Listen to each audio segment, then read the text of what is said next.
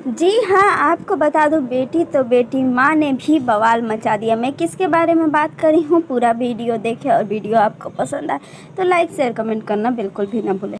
अक्षरा सिंह की माँ तो वैसे काफ़ी ज़्यादा फेमस है, इतने इंडियन सीरियल में काम कर चुकी है, लोग इनकी दीवाने हैं, इनकी एक्टिंग भी काफ़ी अच्छी है।